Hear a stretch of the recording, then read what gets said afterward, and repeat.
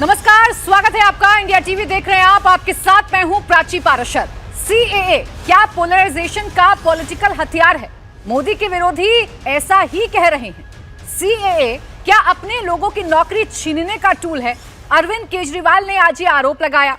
CAA क्या मुसलमानों को सेकंड ग्रेड सिटीजन बना देगा? ओवैसी और कुछ अन्य मुस्लिम कट्टरपंथी नेता ये आरोप लगा रहे हैं। सरकार कहती है कि सीएए नागरिकता छीनने का नहीं बल्कि नागरिकता देने का कानून है। इसे किसी को भी घबराने या चिंतित होने की जरूरत नहीं है, यह सरकार का कहना है। लेकिन वोटर क्या सोच रहा है? सीएए लागू होने के बाद, नागरिकता देने के नियम नोटिफाई होने के बाद हमने पहला सर्वे किया। पश्चिम बंगाल की कम से कम 13 सीटों पर सीएए का डायरेक्ट असर दिख रहा है। बंगाल की बाकी 29 लोकसभा सीटों पर इसका इनडायरेक्ट असर है। एक एक करके हम सभी सीटें आपको दिखाएंगे।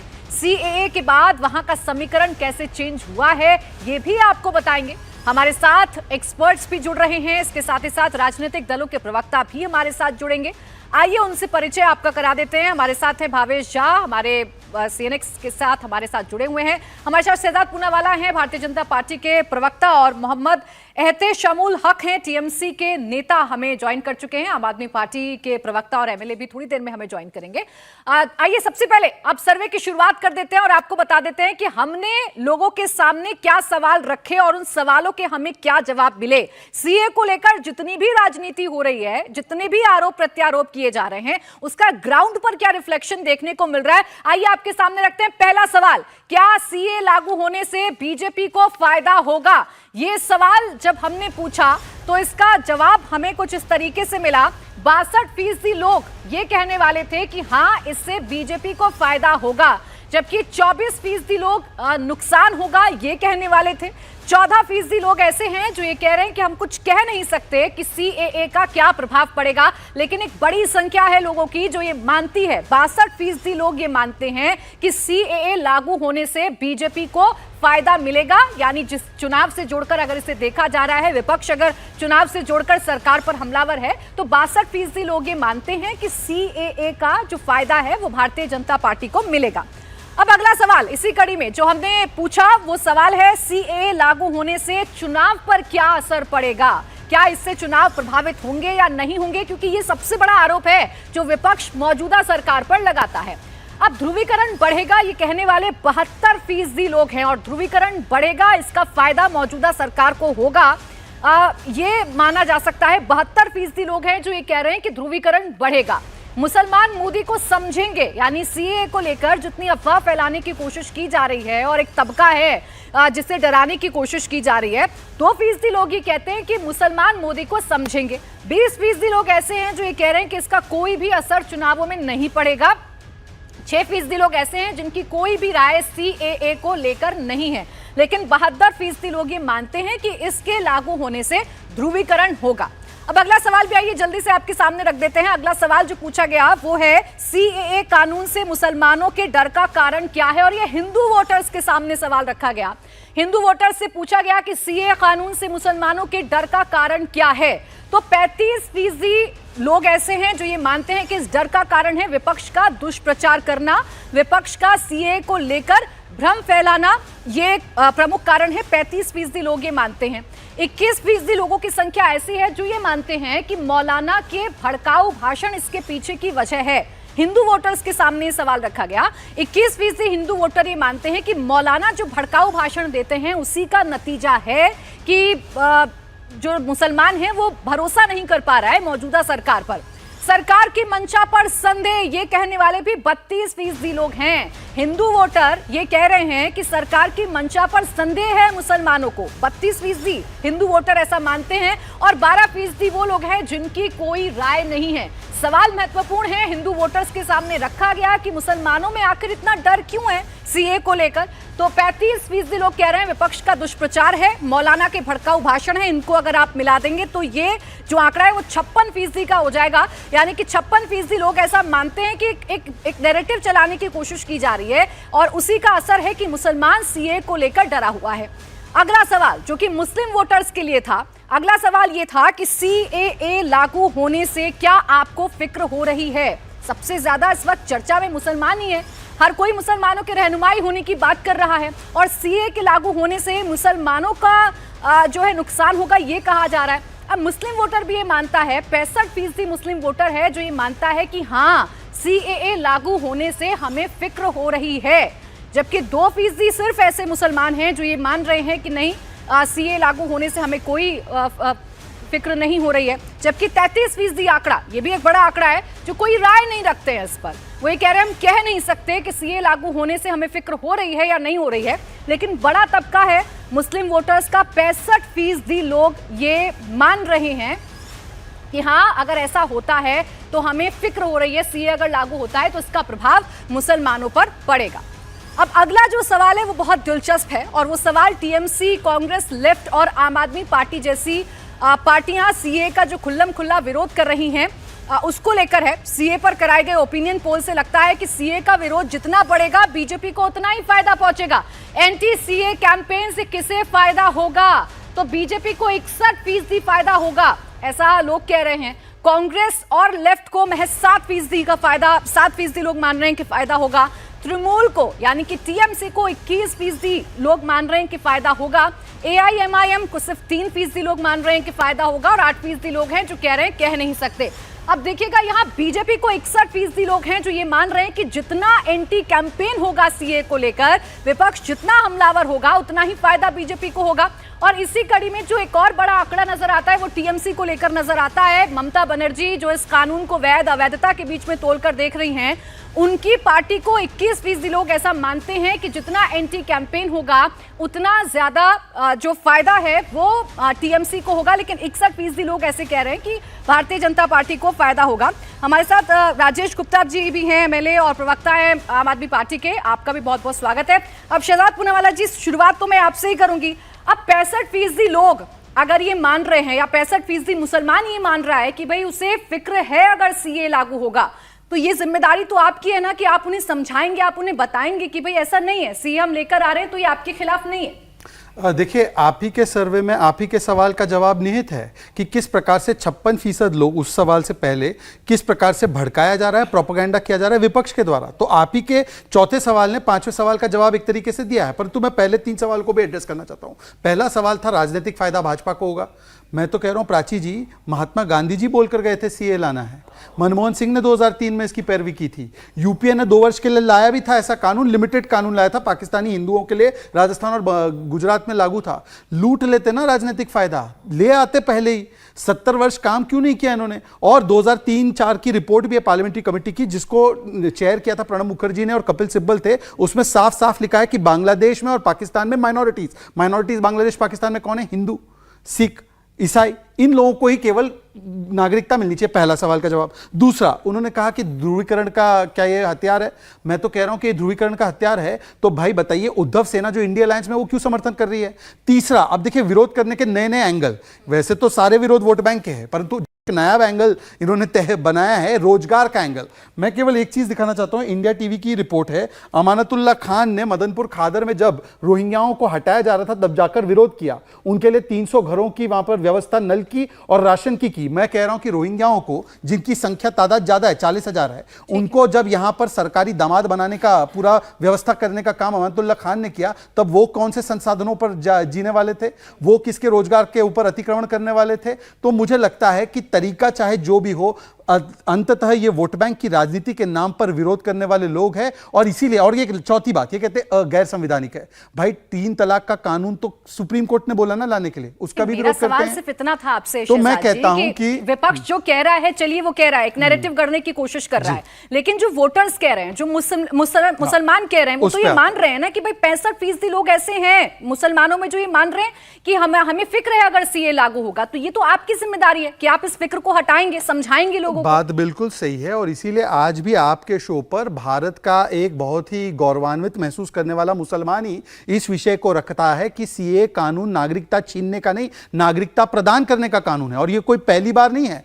जब तमिलियंस की एक व्यवस्था हुई थी, जब वो श्रीलंका से खदेड़े जा रहे थे, तब तमिलियंस के लिए एक खास कानून बनाकर उनको लाने की व्यवस्था की गई थी। तब क्या कहा गया था कि मुसलमानों के खिलाफ है? जब इंडिया और नेपाल के बीच में समझौता हुआ था 50 के दशक में, तब नेपाल के लोगों को लाने की व्यवस्था की गई थी। तो क्या वो दूसरे देशों के खिलाफ था, आज एक विशेष परिस्थिति के लिए विशेष समुदाय जो माइनॉरिटीज वहां पर खदेड़ी जा रही है, प्रताड़ित की जा रही है, उनके लिए व्यवस्था है। इससे पहले भी किया है, यूपीए ने जब किया तब वो चमत्कार, और आज हम करें तो गुनेगार कैसे? तो मुस्लिम भाइयों को भी समझना होगा कि इनकी दुकानदारी वोट बैंक की है, इनकी दुकानदारी बंद होनी चाहिए। अब एक कानून जो कि हमारे देश की संसद से पास हो चुका है, वो देश में लागू हो रहा है, तो बजाय इसके कि आप सरकार के इस फैसले को जनता के बीच में पहुंचाएं, भ्रम फैलाने की स्थिति आखिर क्यों पैदा की जा रही है? भ्रम क्यों फैलाया जा रहा है कि भीड़ बढ़ जाएगी, हमारे रोजगार छीन लिए जाएंगे, ये हो जाएगा, वो हो जाएगा? पाकिस्तान, ऐसा लग रहा है कि शब्द याद कर लिया है आपने और आपके नेता ने, इसी को सबसे ज्यादा बोला जा रहा है और बताया जा रहा है लोगों को। देखिए, अगर इन्होंने 10 साल कुछ काम करा होता तो बिल्कुल चुनाव से समझिए 15 दिन पहले ये बात करने की जरूरत नहीं होती, पहले कर लेते। लेकिन चुनावी शाम के टाइम पे ये बात करने की जरूरत इसलिए पड़ी क्योंकि 10 साल कोई काम करा ही नहीं। आपने कहा कि भ्रम फैला रहे हैं, संविधान संसद से पास हुआ है, तो संसद में तो इनके पास सरकार है, तो ये तो फिर सरकार सब कुछ करती रहेगी, तो विपक्ष का काम क्या है? विपक्ष का काम है जनता तक सच पहुंचाना। आज भारत के हालात ऐसे नहीं है कि हम दुनिया भर के लोगों को अपने यहाँ पर बुला लें और उनके यहाँ पे अपने रोजगार दें, उनको कहाँ बसाएंगे हम?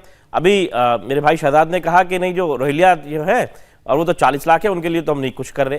हिंदुस्तान टाइम्स की खबर है, आप देख लीजिए, ट्विटर पे भी है, आप देख के चेक कर सकते हैं कि हरदीप पुरी जी ने कहा है कि भाई हम उनको भी फ्लैट देंगे। अब आप उनको फ्लैट दे रहे हैं, अब आप और शरणार्थियों को बुलाओगे, उनको फ्लैट देंगे, उनको रोजगार देंगे। सवाल यह है कि क्या भारत के हालात ऐसे हैं कि भारत में रहने वाले जो लोग हैं, जो मेरे बच्चे हैं, जो आपके बच्चे हैं, उनके लिए फ्लैट आप दे पा रहे हो? उनको खाना देने के नाम पर प्रधानमंत्री जी खुद कह रहे हैं कि 80 करोड़ लोगों को राशन दिया जा रहा है, 5 साल तक देंगे। आपका खुद का मानना है कि देश की 60% आबादी को आप राशन दे रहे हो, वो खाना खाने की पोजीशन में नहीं है, तो उसके बाद में आप और लोगों को बुला रहे हो। बात किसी धर्म की नहीं है, बात सबसे पहले तो इस बात की आ रही है कि देश के हालात ऐसे नहीं है। पॉइंट टू पॉइंट क्लियर कर लेते हैं। अब ऐसा लग रहा है कि आप लोग ये बताने की कोशिश कर रहे हैं कि भारत ने अपने दरवाजे खोल दिए हैं जो पहले से बंद थे।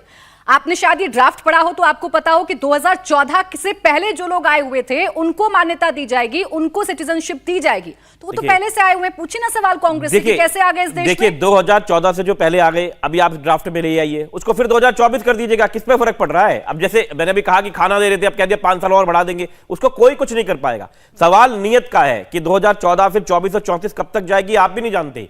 सवाल नियत का है कि सरकार इसको चुनाव से 1 महीने पहले किसने लेके आई? सिर्फ और सिर्फ पोलराइजेशन करना चाहते हैं, लोगों को भड़काना चाहते हैं, सोचे बिना कि देश के जो युवा हैं, जो रोजगार के लिए धक्के खा रहे हैं, जिन पे आप लाठीचार्ज करिए सरकार, आप इनसे जितना सवाल पूछ रहे हैं, जिनसे हाथ मिलाकर आप दिल्ली में चुनाव लड़ने जा रहे हैं, आप हरियाणा में चुनाव लड़ने जा रहे हैं, उनसे भी तो पूछिए कि क्यों घुसपैठियों को पहले नहीं रोका गया था? क्यों वो लोग जो आज जश्न मना रहे हैं, दिल्ली से खबरें आ रही हैं, बंगाल से खबरें आ रही हैं, क्यों आ गए वो देश में? क्यों नहीं दरवाजे बंद किए पहले?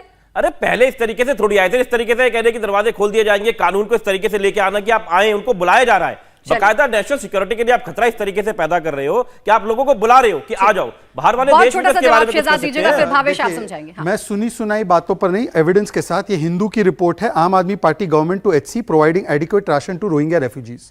इनके अमानतुल्लाह खान मदनपुर खादर भी गए थे, आपको पता है, इंडिया टीवी पे वो स्टोरी चली थी। ये तो दे रहे थे रोहिंग्याओं को। दूसरी बात, कितना झूठ बोल रहे हैं, ये पढ़ी लिखी पार्टी है। 2014 के बाद आए हुए लोगों के लिए व्यवस्था नहीं है, क्या कह रहे हैं, लाए जाएंगे, बुलाए जाएंगे। क्या हमने बॉर्डर खोल दिए क्या? ये पहले से जो लॉन्ग टर्म वीजा पर है उनको दिया जा रहा है। और तीसरी बात मैं कह रहा हूं कि अगर ये पोलराइजिंग है तो उद्धव सेना आपके साथ वो समर्थन कर रही है, तो उनको बोलिए हट जाइए, ये पोलराइजिंग कदम आप क्यों समर्थन दे रहे हैं? अगर ये हमारे भारत के रिसोर्सेज पर। और एक बात, अमातुल्लाह खान ने तो पैरवी की है कि रोहिंग्या रहे यहां पर। आप एक बार बोल दीजिए कि रोहिंग्याओं को बाहर जाना चाहिए। हमने तो उनको नेशनल सिक्योरिटी थ्रेट घोषित किया है। राजेश गुप्ता जी, ये देखिए, ये दिखा रही है, मैं भी दिखा देता हूं। सिस्टमैटिकली दिल्ली का एक एक करके, राजेश गुप्ता जी, मैं एक एक करके बात रखता हूं, एक एक करके आप वो दिखाइए ना, मैं कहां मना कर रहा हूं।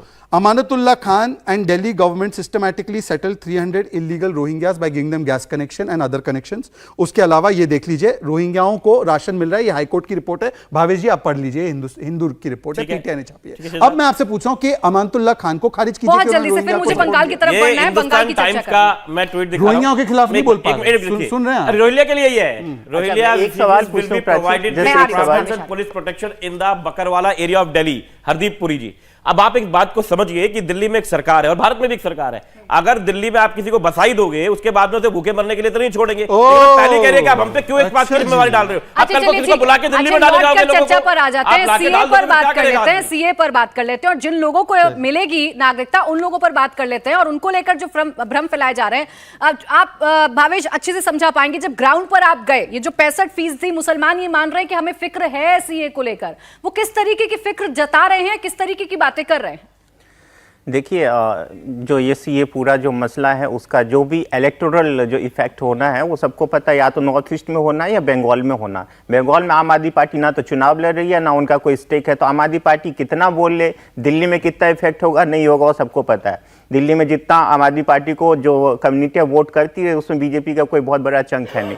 अब आते हैं बंगाल में इसका क्या इफेक्ट होगा। देखिए 2019 के चुनाव को अब ठीक से एनालिसिस करेंगे तो पाएंगे तो 9 सीटें जो बीजेपी जीती थी उसमें उसका इस कम्युनिटी का, जिससे इनको सबसे ज़्यादा फायदा होना इस सीए से, मतुआ कम्युनिटी, उसका वोट के वजह से बीजेपी 9 सीटें निकाल पाई थी। अब चूंकि वो 9 सीटें बाकी नॉर्थ बंगाल की और कई सारी सीटें, बाकी साउथ ईस्ट बंगाल की और कई सीटें देख लीजिए, तो उसमें एक बड़ा सा एक हिस्सा आता है जिसमें इस समुदाय का कहीं पे 1 लाख, कहीं पे 1.5 लाख ऐसे वोट है जिसका बीजेपी को फायदा दिख रहा है, जिसके वजह से पोलराइजेशन संभव है कि पोलराइजेशन होगा। लोग भी मानते हैं, और लोग क्या, पॉलिटिकल पार्टी का स्टेटमेंट देख लीजिए, आप अरविंद केजरीवाल का देख लीजिए, असदुद्दीन ओवैसी का देख लीजिए, ममता बनर्जी का देख लीजिए, सब मानते हैं कि इससे पोलराइजेशन होगा।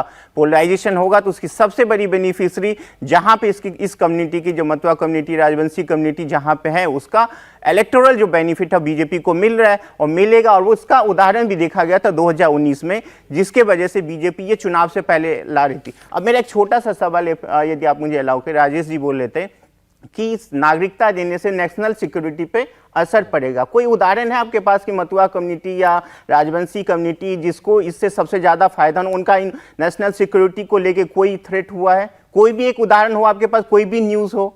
जल्दी से। देखिए, इसका कोई उदाहरण अभी तो नहीं है, लेकिन तो हो सकता है ना। अरे जब कोई कमेटी कोई चीज को लेके आती है, आप किसी कम्युनिटी पे आपने सवाल करा मुझे जवाब दे दीजिए। पॉलिटिकल सवाल थोड़ी है, आपने सवाल करा मुझे जवाब देने दो ना। मेरी बात सुनिए, मतुआ कम्युनिटी के बारे में आपको कुछ भी आपने सवाल कर लिया ना, कितना डिप्रेस हो गया, आपने सवाल कर लिया ना, अच्छा, अब आप जवाब देने दीजिए। मेरा ये कहना है कि जब कोई भी कमेटी बैठती है तो उसके प्रॉज एंड कॉन्स, उसके फायदे नुकसान के बारे में बात करती है। अब उसका कोई फायदा नुकसान कोई हो सकता है, जरूरी है पहले हो जाए, उसके बारे में बात करोगे। हो सकता है, भारतीय जनता पार्टी ऐसा कर सकती है, ऐसे तो देश नहीं चल सकता ना। नहीं, बिल्कुल।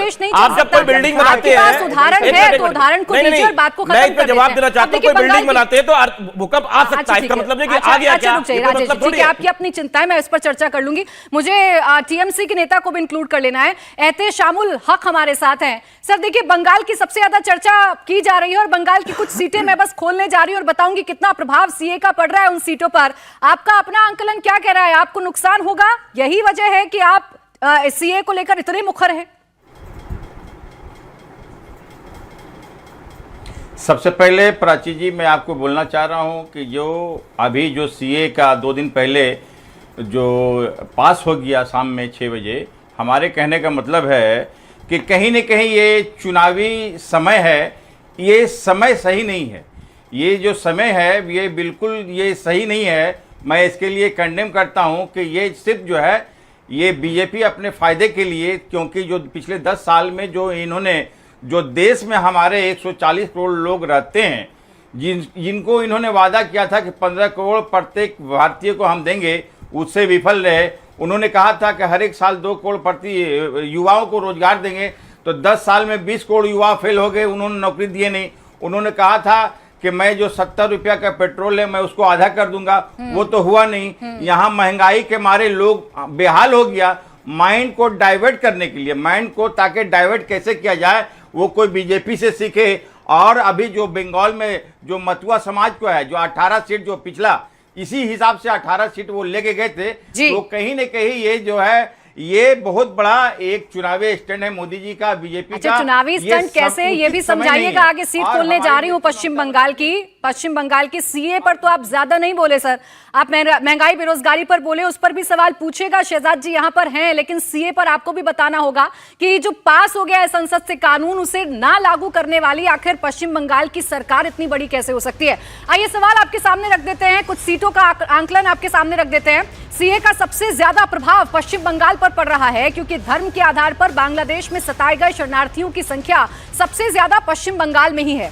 पश्चिम बंगाल में सीए लागू करने का सबसे ज्यादा असर उन सीटों पर है जहां बंगाली मतुआ वोटर सबसे अधिक है। दक्षिण पूर्व बंगाल यानी बांग्लादेश की सीमा से लगती ऐसी ही 3 सीटें हैं, बनगांव, रानाघाट और कृष्णानगर। बनगांव बीजेपी के मतुआ लीडर शांतनु ठाकुर की है। रानाघाट से बीजेपी के जगन्नाथ सरकार मौजूदा सांसद हैं। कृष्णानगर से तृणमूल की महुआ मोइत्रा एमपी चुनी गई थी। अब इन तीनों सीटों पर क्या असर पड़ेगा सीए लागू होने का, आइए आपके सामने रख देते हैं, क्योंकि ये तीनों ही जो सीटें हैं ये मतुआ वोटर्स के प्रभाव वाली सीटें हैं। सबसे पहले बात बानगांव की करें तो यहाँ बीजेपी आगे है। बीजेपी पहले भी आगे नजर आ रही थी, लेकिन सीए के आने से जो प्रभाव पड़ा है वो ये कि बड़ी जीत की तरफ बीजेपी के कैंडिडेट जीत की तरफ अग्रसर हो सकते हैं। सीए का फर्क ये पड़ेगा कि जो वोट का अंतर है वो ज्यादा हो सकता है हार और जीत का। रानाघाट की अगर आप बात करेंगे तो यहाँ भी बीजेपी आगे है। सीए से बड़ी जीत यहां पर भारतीय जनता पार्टी को मिलेगी। सीए का असर पड़ेगा। मतुआ वोटर्स के जश्न की तस्वीरें भी आपने देखी थी। कृष्णानगर की आप बात करेंगे, सीट अपने सांसद की वजह से काफी चर्चाओं में रही। जब महुआ मोइत्रा की सांसदी गई उसके बाद इस सीट की काफी चर्चा हुई। यहां पर बीजेपी आगे है और सीए से असर ये पड़ रहा है कि ये जो जीत है ये और भी ज्यादा आसान जो है वो हो जाएगी। आइए इसके कुछ और फैक्टर्स हैं वो आइए आपके साथ सामने रख देते हैं। बानगांव सीट की सबसे पहले बात कर लेते हैं जो कि शांतनु ठाकुर की सीट है। शांतनु ठाकुर मतुआ माता वीणापाड़ी देवी के पोते हैं। वो बीजेपी के सांसद हैं और मोदी सरकार में मंत्री भी हैं। बानगांव की सीट पहले भी बीजेपी जीत रही थी, लेकिन सीए लागू होने के बाद यहां बीजेपी को बड़ी जीत मिलती हुई नजर आ रही है। सीए का असर यह है कि बीजेपी पहले भी जीत रही थी, लेकिन फिलहाल ये जो जीत है वो और भी बड़ी हो जाएगी सीए के इंप्लीमेंट होने के साथ ही। अब इसका इफेक्ट क्या पड़ रहा है वो भी आपके सामने रखते हैं। मतुआ वोटर के असर वाली एक और सीट है रानाघाट। यहां भी बीजेपी पहले से जीत रही थी। अब सीए लागू होने के बाद बीजेपी की जीत बहुत बड़ी जीत हो जाएगी, ऐसा हमारा सर्वे बता रहा है। ऐसे वोटर्स के मूड से नजर आ रहा है कि सीए का असर रानाघाट सीट पर पड़ रहा है। इफेक्ट ये है कि बड़ी जीत यहां भारतीय जनता पार्टी को हासिल हो सकती है। तो ये जो फायदा है वो सीधा सीधा भारतीय जनता पार्टी को होता हुआ नजर आ रहा है। अब एहतेशामुल हक साहब आप ही बताइए इस पर, ये तीनों ही सीट हमारा ओपिनियन पोल कह रहा है आपके हाथ से भी निकलेंगी और सीए का अच्छा खासा इंपैक्ट है इन तीनों ही सीटों पर। प्राची जी, मेरी बात और आपकी बात मैच कर गई। जो मैंने कहा कि कहीं न कहीं ये समझ लिए चुनावी ये सिस्टम है जो अभी सही उचित समय नहीं है। आपने कहा ये मतुआ समाज जो रानाघाट और कृष्णानगर, और आपने कहा कि जो यहाँ का बनगांव का सीट जो है मतलब कहीं न कहीं बीजेपी की ओर बढ़ रहा है। तो इससे साफ दर्शाता है कि ये बीजेपी जो है, बीजेपी के अंदर में बहुत परेशानी है कि ये सीए का एक तरह से हम देश में देंगे ताकि हमारे हिंदू भाई जो 80% है वो एक होंगे और हमें अच्छा एक बात तो हो गई कि चुनावी फैसला है। एक सेकंड हक साहब, एक सेकंड, एक बात तो हो गई कि चुनावी फैसला है, इस पर अभी जवाब देंगे शहजाद पूनावाला जी। अब मुझे सिर्फ इतना बता दीजिए कि सीए से आपको आपत्ति क्या है, ऐसी क्या है इस ड्राफ्ट में कि आपको लग रहा है ये आ गया तो मुश्किल हो जाएगी? कहीं आप भी तो चुनाव में नफा और नुकसान नहीं ढूंढ रहे हैं? बिल्कुल, सीए जब देने का कानून है, लोगों को देने का कानून है, लेने का कानून नहीं है, तो इतनी परेशान सरकार क्यों है? मोदी जी इतनी सरकार परेशान क्यों? हमें ये बात समझ में नहीं आती है। मैं जवाब दे ये बात सोचनी चाहिए। ये परेशानी तो आपके नेताओं में नजर आ रही है ना। इन्होंने तो लागू किया, इन्होंने तो लागू किया, लेकिन इसका विरोध तो आप कर रहे हैं। प्राची जी, इतना क्यों हमारे सेंट्रल में बैठे हुए?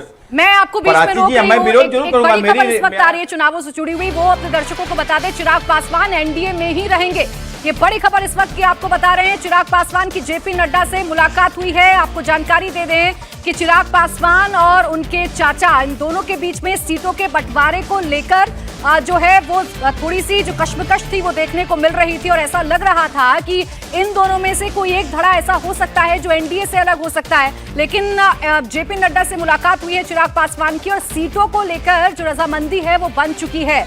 पिछली बार एलजेपी 6 सीटों पर चुनाव लड़ी थी, इस बार 2 गुटों में एलजेपी बढ़ चुकी है। अब उन 6 सीटों का बंटवारा किस तरीके से होगा, इसी पर मंथन चल रहा था, इसी पर चर्चा चल रही थी और ऐसी खबरें आ रही थी कि चिराग पासवान शायद नाराज चल रहे हैं। चिराग पासवान सीटों को लेकर सेटिस्फाई नहीं है और उनका रुख ये बता रहा है कि वो एनडीए से अलग भी हो सकते हैं। लेकिन अभी की तस्वीरें आप देखिए और अभी की जो खबर है उससे आप अंदाजा लगा सकते हैं कि बीजेपी ने सब मैनेज कर लिया है। अपने एनडीए के जो साथी हैं उन्हें कैसे अपने साथ रखना है, कैसे सीट शेयरिंग का फॉर्मूला तय होना है भारतीय जनता पार्टी ये जानती है, और बिहार में चिराग पासवान जरूरी है बीजेपी के लिए, पूरे एनडीए के लिए। अगर पिछली बार का रिकॉर्ड बीजेपी को कायम रखना है, अगर 39 सीटें पिछली बार भारतीय जनता पार्टी ने जीती थी 40 में से, इस बार 40 में से 40 सीटें जीतने का दावा एनडीए कर रहा है, वो अगर पूरा करना है तो उसके लिए ये तस्वीर बहुत जरूरी है। ये तस्वीर काफी अहम हो जाती है। चिराग पासवान एनडीए में ही रहेंगे, अब ये तय हो चुका है, तस्वीर सामने आ चुकी है। जेपी नड्डा से चिराग पासवान की मुलाकात हुई है और इस मुलाकात के बाद खुद चिराग पासवान ने ट्वीट करके बताया है, एनडीए के सदस्य के रूप में आज भाजपा के राष्ट्रीय अध्यक्ष माननीय श्री जेपी नड्डा जी के साथ बैठक में हमने आगामी लोकसभा चुनाव के लिए बिहार में सीट बंटवारे को अंतिम रूप दे दिया है। ये चिराग पासवान कह रहे हैं उचित समय आने पर इसकी सूचना दे दी जाएगी। तो एक मुश्किल जो बिहार में फंसी हुई थी, उस मुश्किल को भी भारतीय जनता पार्टी ने हल कर लिया है। एनडीए का जो कुनबा है उसमें किसी तरीके की आप कह सकते हैं कि वो घट नहीं रहा है, उल्टा बढ़ता हुआ ही नजर आ रहा है और इंटैक्ट है तमाम जो साथी हैं। अब आइए लौटकर चर्चा पर आ जाते हैं। सीए जो एक बड़ी भूमिका आने वाले चुनावों में निभा सकता है, ऐसा विपक्ष का कहना है। इस पर जवाब शहजाद जी आप दे दीजिए कि आप परेशान क्यों हैं? नजर आ रहा है विपक्ष के साथियों को कि आप परेशान हैं क्योंकि आप चुनावी लाभ इसका लेना चाहते हैं, टाइमिंग पर इशू है। पहले मैं एक टिप्पणी कर दूं कि अभी कितनी कॉन्ट्रडिक्टरी बातें टीएमसी के प्रवक्ता कर रहे थे। वो कह रहे थे कि पिछली बार भी इन्होंने वोट ले लिया, अभी भी ये वोट मिलने वाला है। अगर वो वोटर है तो नागरिक ऑलरेडी है, तो उनको इससे फायदा नहीं होना है माला। तो ये क्या बोले जा रहे हैं? ये थोड़ा विश्लेषण करते तो सोच समझ कर विश्लेषण करें। भाई अगर वो वोट दे रहा है हमें तो वो ऑलरेडी नागरिक है, तो क्या आप कहना चाह रहे हैं? दूसरी बात, मैं आपसे कह रहा हूं कि ये नागरिकता देने वाला ही कानून है और ये कोई हमने नहीं लाया। महात्मा गांधी पोलराइज कर रहे थे क्या? यूपीए के शासनकाल में जब आप यूपीए के साथ थे तब 2 साल लागू हुआ है, तब यूपीए पोलराइज कर रही थी क्या? मनमोहन सिंह का ऑन रिकॉर्ड राज्यसभा का बयान है, जब नेता प्रतिपक्ष थे उन्होंने अडवाणी जी को कहा कि मैं आपसे मांग करता हूं ये कानून लाए, तो वो पोलराइज कर रहे थे क्या? और मैं चौथी बात आपसे पूछ रहा हूं कि आपने तो खुलेआम सरेआम रोहिंग्याओं को दावत दी है और कहा है कि रोहिंग्याओं को छू कर तो बताइए। तो रोहिंग्याओं के लिए इतना प्रेम क्यों है? और जो पाकिस्तान और अफगानिस्तान और बांग्लादेश में प्रताड़ित होने वाले हिंदू या वहां के माइनॉरिटी, सिख समाज के लोग, बाकी के समाज के लोग हैं, उनके प्रति आपके मन में इतनी दुर्भावना क्यों है? क्योंकि टाइमिंग को लेकर ही सारे के सारे सवाल पूछते हैं। 2019 में ये संसद से पास हुआ, लागू करने में इतने साल लग गए, चुनाव से ठीक पहले आपने इसे लागू किया। मैं उस पर भी जवाब देता हूं। देखिए, टाइमिंग को लेकर मैं तो कह रहा हूं ना कि ये टाइमिंग का सवाल ही नहीं उठता अगर कांग्रेस पार्टी महात्मा गांधी के नक्शे कदम पर चलती। महात्मा गांधी ने तो बहुत पहले उसकी वकालत की थी। और मैं आपसे पूछ रहा हूं कि 2019 से लेकर जब कोविड आया तो 2-3 साल कोविड में गया, उस समय पर भी मैं आपको एक चीज बता दूं, ये फैक्ट आप चेक कर लो, जो फॉरेन रजिस्ट्रेशन एक्ट है उसके तहत लॉन्ग टर्म वीजा ऐसे लोगों को दी गई है। तो ऐसा नहीं है कि उनको नहीं मिला उसका फायदा, उसका लाभ उनको तब भी दिया गया। अब उसको कानूनी रूप में उसको अगली जामा जो पहनाना था वो पहनाया गया। ठीक है।